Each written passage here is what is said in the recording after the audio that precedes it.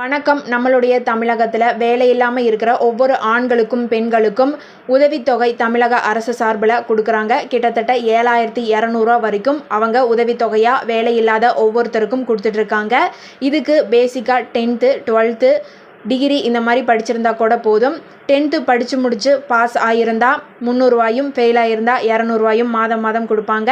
+2 படித்து முடிச்சிருந்தா மாதம் மாதம் 400 கொடுப்பாங்க. டிகிரி படித்து முடிச்சிருந்தா மாதம் மாதம் 600 கொடுப்பாங்க.